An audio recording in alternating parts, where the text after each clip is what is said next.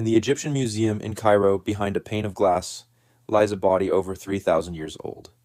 Skin still intact, arms crossed, pulled from the water and preserved down to the tissue. The Quran claims this body was kept on purpose as a sign for anyone who would come after. But what most people don't realize is that this body is just the end of a pattern. Before Pharaoh, 5 other civilizations received the same warning from 5 different messengers across thousands of years. And archaeologists keep finding their ruins. So, what connects a city buried under the sands of Oman, a UNESCO World Heritage Site, carved into Saudi cliffs, melted pottery at the Dead Sea, and a mummified pharaoh in Cairo? The Quran lays it out, civilization by civilization, sin by sin, destruction by destruction. And there's a structure underneath all 6 that only becomes visible when you line them up in order. We'll come back to that. First, the civilizations themselves. How long can one man deliver the same message to the same people before giving up? According to the Quran, the answer is 950 years. Let that number settle. Nuh preached to his people for nearly a millennium. They mocked him. They plugged their ears. They told their grandchildren's grandchildren to ignore him. When he finally built a massive ship on dry land, the mockery turned vicious.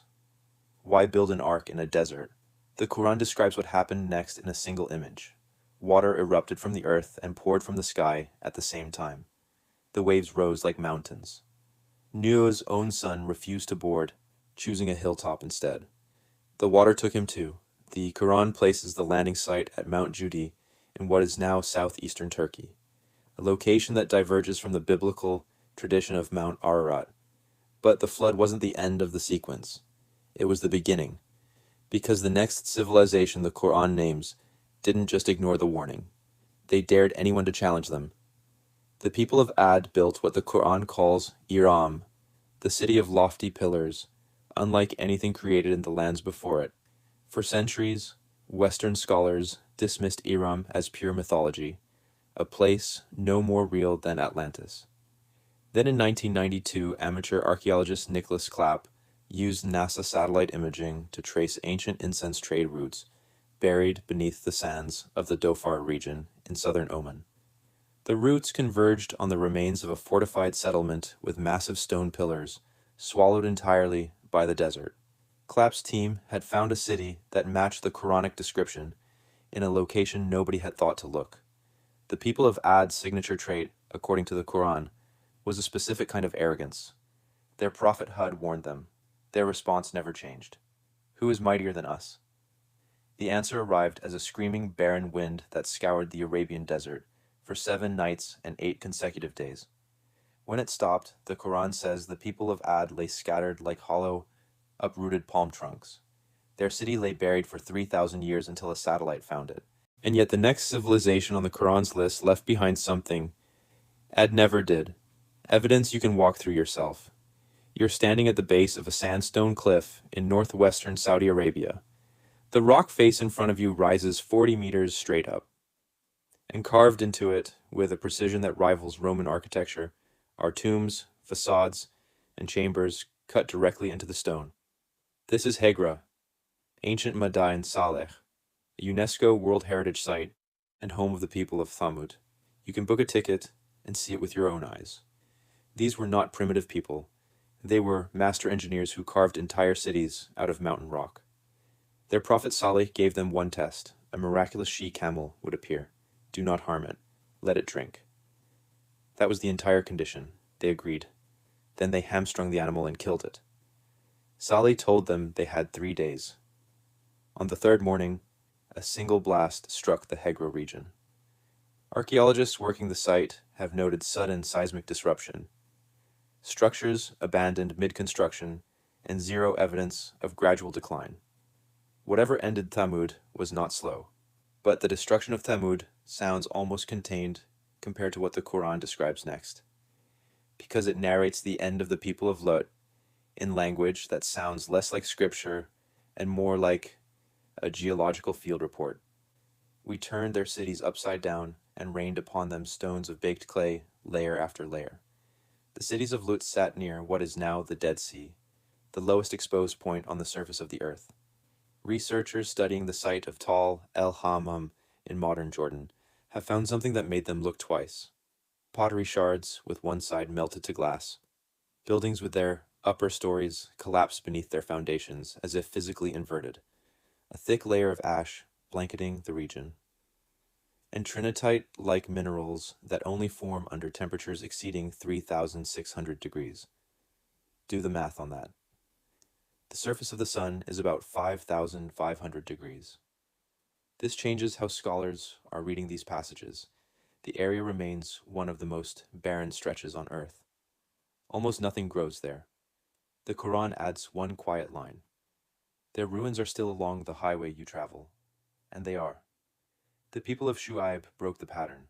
Every civilization before them was destroyed for rejecting God outright. These people cheated their customers instead. They rigged their scales in the ancient trade town of Midian, near what is now Al-Bad, in Saudi Arabia's Tabuk province, where caves traditionally associated with Shu'ayb still stand. Their prophet begged them to give full measure and full weight. They called him a liar.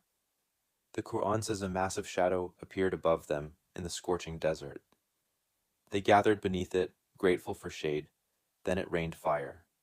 The only civilization on this list destroyed by something that looked like mercy first. Every civilization so far was erased. But the final destruction is different, because with Pharaoh, the Quran says the body was saved. Pharaoh pursued Musa and the Israelites to the sea. The water parted. The people crossed on dry ground between two towering walls. Pharaoh followed.